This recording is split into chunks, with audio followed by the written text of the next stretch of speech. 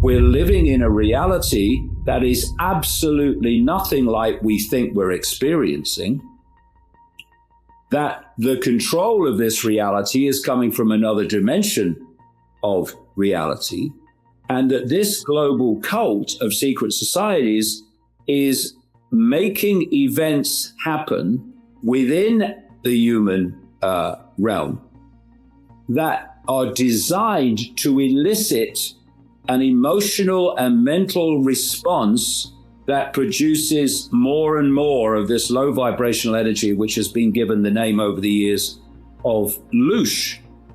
And so we're a long way from Donald Trump or Kamala Harris or whoever's running countries around the world, because they are gophers. They're just playing out. Great, vast majority of them won't even know any of this. They're caught in a system they think they understand, but they don't. But the key players, they will absolutely know. And it's seeing this greater picture that that offers the answers, not least to understanding the true nature of self, which this cult and its other dimensional masters does not want us to know, the nature of the fact that we are not human.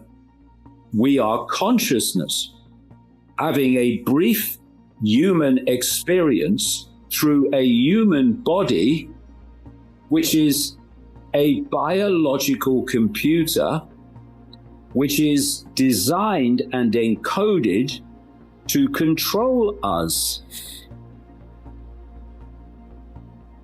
When you look at the ancient stories of the gods creating the human body, or at least manipulating it, that's what they were doing. They were creating a biological computer system that we think is us, when it's actually controlling the perception of us. And if people think that's fantastic, okay, so when's the last time people remember breathing? Only when they were out of breath. Otherwise, they just breathe. Well, what's doing that? What is tinkering and tweaking constantly the human body in response to eating, in response to drinking, in response to emotional states, in response to environmental states? The computer is. That's what it's doing. You go into a room that's cold, it will compensate as best it can. You go into a room that's warm, it will compensate as best it can. And what I'm saying, particularly in my new book, the Roadmap, but others too, is that running through the body program is also psychological programs which are dictating, absent the intervention of consciousness, the true self, it's dictating our thoughts, our emotional responses, and our reactions in general. And, people again will say, well, that's ridiculous. No, it's not. And I'll tell you why. Let's go to mainstream science. We have a part of the brain down the back here called the reptilian brain by scientists, or the R complex. And it's claimed to be, according to the official story, a remnant of our evolution, our evolution from with reptiles, etc. Load of rubbish. It's been put there on purpose. And interestingly, if you look at the Matrix movies, where that probe goes in, which locks the people into the Matrix, the fake reality, it's in the back here, where that reptilian brain is. Where does our fight or flight response come from? Where in response to danger? It comes from the reptilian brain. Our breathing is affected massively by the reptilian brain, which is why we tend to, our breathing is affected by our emotional state.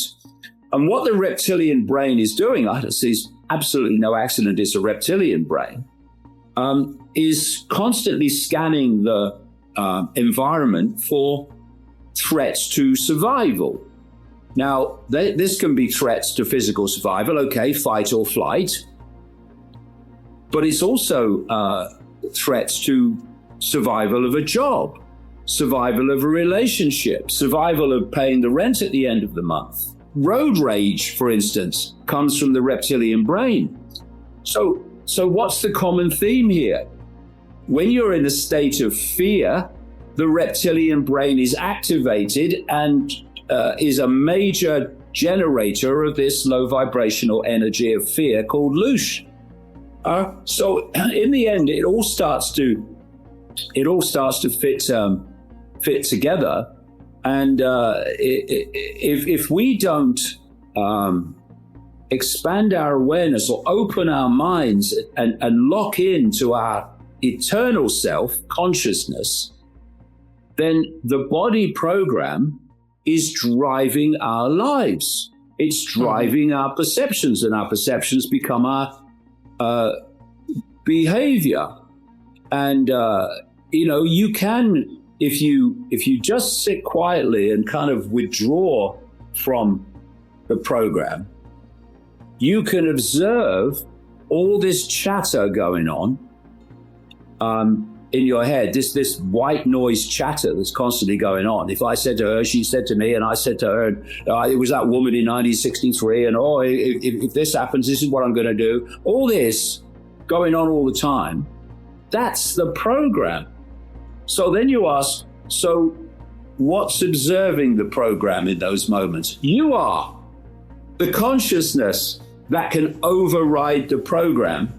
And this overriding of the program is what we call awakening.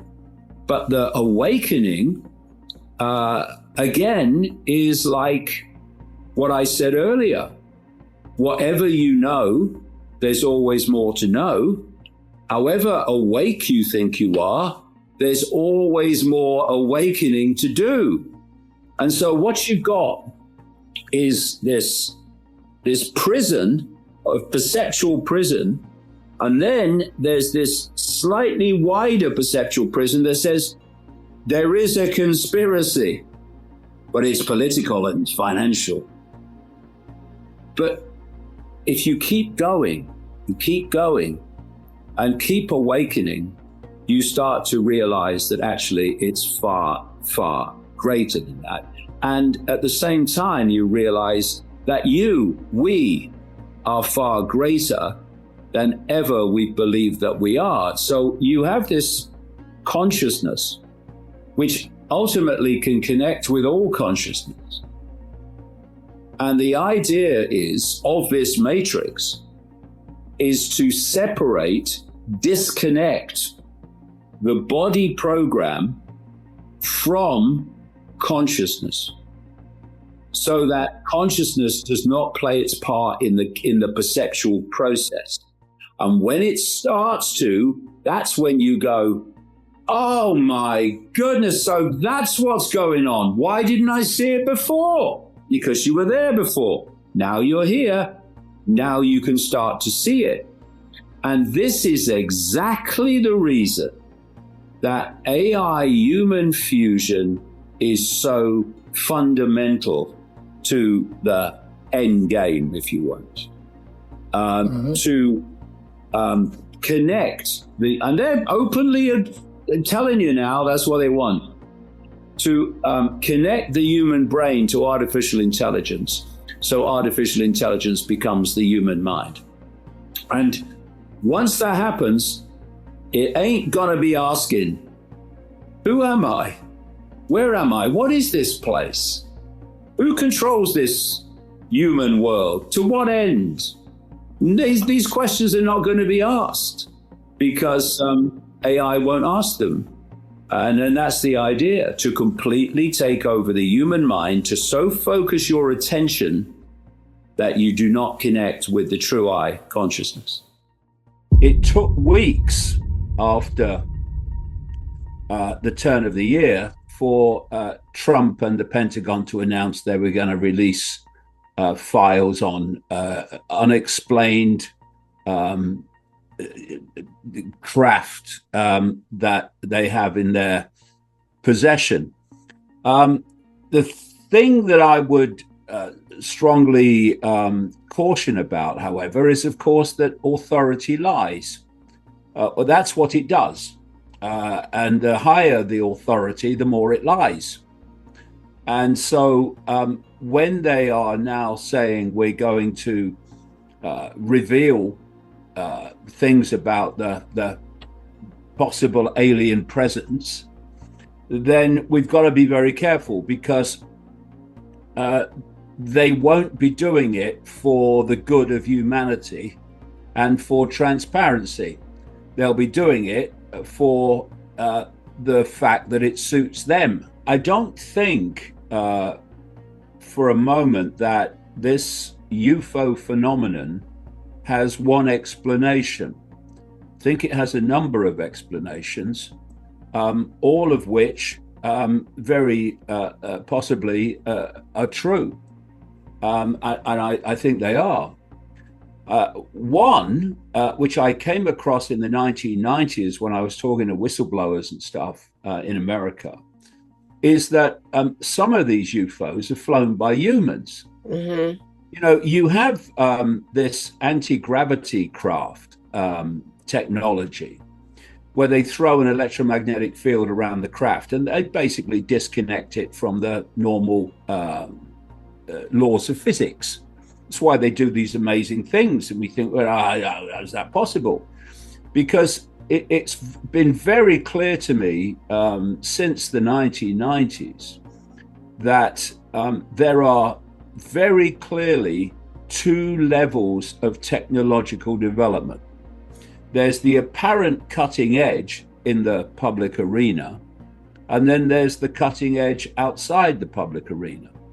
And it's my view that the reason that as this technological control system, is what it is has been rolled out, and you've seen it getting faster and faster and faster. And I would suggest that that's because this technology already existed outside the public arena in the DUMBs, the deep underground military bases, and the secret projects.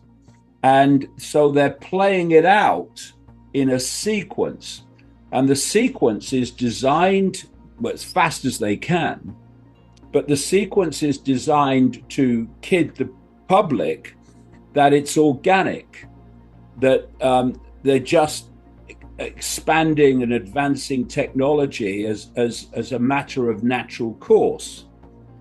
I don't think in terms of this cutting edge technology that they are. I think it already existed and they're playing it out in a sequence.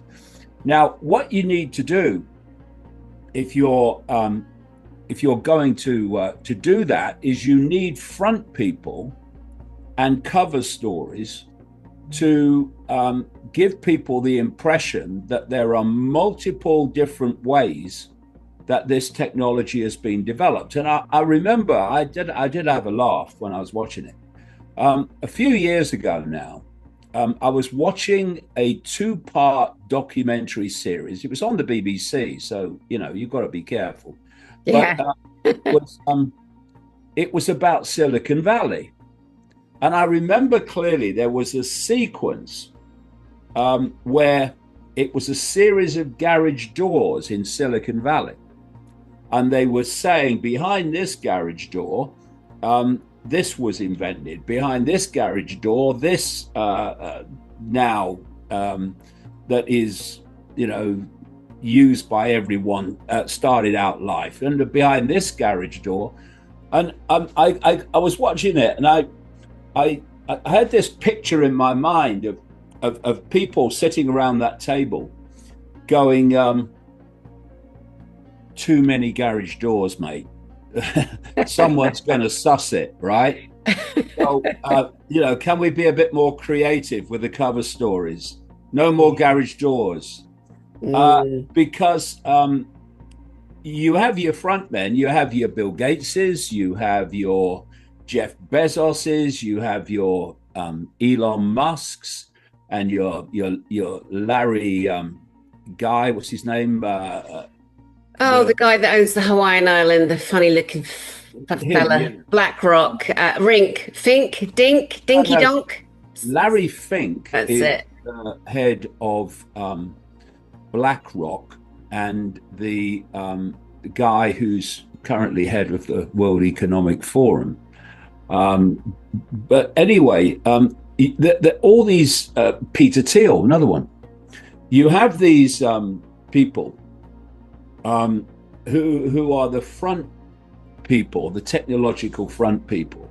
They're the cover stories for how this stuff is getting out there. For instance, Palantir and Peter Thiel and Alex Karp, that was seed funded by the CIA, a company called In-Q-Tel, or a CIA front called In-Q-Tel, which, like DARPA, the technological development arm of the Pentagon, seed funds companies and technology that it wants to develop in the interests of this control system. So for instance, in Israel, they are massively advanced in terms of technology and AI, and systematically so. And what they do is they have this place at Beersheba. It's a massive military technology cyber center, which is, has something like 20,000 troops and what have you. And what it's doing, the Israeli government, they're scanning the schools and the universities, and they're looking for really gifted, talented young people in relation to technology, cyber, and all the rest of it. And when they bring them in to, what we would call the draft, they join the military after, I think it's 2 years or so in the Israeli military. They don't send them into Gaza. They park their backsides in Beersheba at this cyber center. And what then happens is Israel was called the center of startup companies, and it's like the startup nation. It was called, still operates in that same area. So what you have is technology developed in the secret projects, technology that they want in the public arena as part of this global control system. And what they do is they'll say to their students, their military students, if you like, tech students, you start this company up, a startup, and this is the technology that will give you to, yes, create a cover story for how this got into the public arena. And if you notice, and I've looked at this a lot, if you notice, you've got these startups companies, right, which just like come out of nowhere, but they suddenly attract vast amounts of investment. Mm-hmm.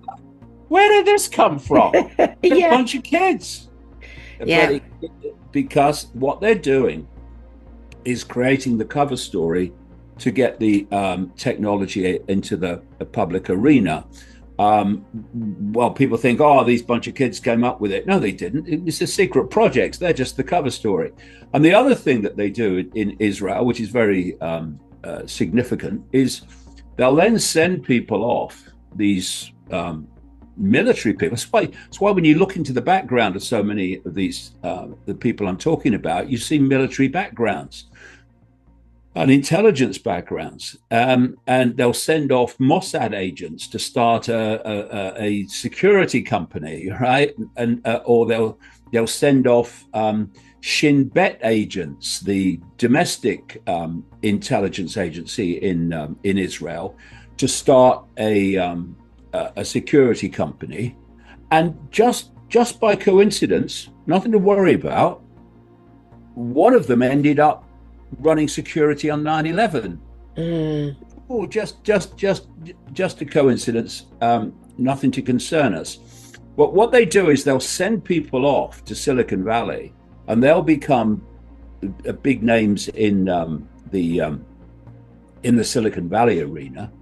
For instance, the guy we're thinking of is Larry Ellison, and Larry Ellison, who's being given massive media companies to buy by Trump, who's owned by Israel. He's now owns CBS and TikTok in America and all that stuff. Well, he is the biggest private funder of the Israeli Defense Forces, the IDF, the Israeli military. So this is how it works, and that's a long backstory leading to the subject we're talking about, which is they've also been developing technology that we call UFOs. You see, if you can disconnect the perception among the population of what's possible, what humans are capable of, you can sell them that fake cutting edge, and at the same time, your secret cutting edge is far more advanced. When people see your cutting edge in the sky, for instance, they immediately think aliens when it doesn't have to be. Then you have craft, which I think are far more sophisticated than the human level of it, as you would expect, that are of non-human in nature. And then you have what I would call the interdimensional level of this, where people are non-human species, whatever you want to call them, entities, are coming in and out of our very narrow band of frequency that we can see, visible light, coming in and out, and they appear out of nowhere and disappear into nowhere, but they haven't. They've just come into our field of vision, which is very tiny, like I say, called visible light, and then they leave it. And to the observer, they've appeared out of nowhere and then disappeared into nowhere. But they haven't. They've just entered the frequency we can see and then left it again. So I think there are many different explanations for different levels of this. And of course, if you are wanting to make people think of it must be aliens, then you can fly these craft at the cutting edge of the secret projects, and people will think it's aliens. I'm the last person to say aliens don't exist, or non-human species, I would rather call them, exist. But I think we have to be careful that there are different levels to this, and it's important that we are very canny and streetwise and questioning about anything that they tell us, because if they tell us, it's because they want us to know.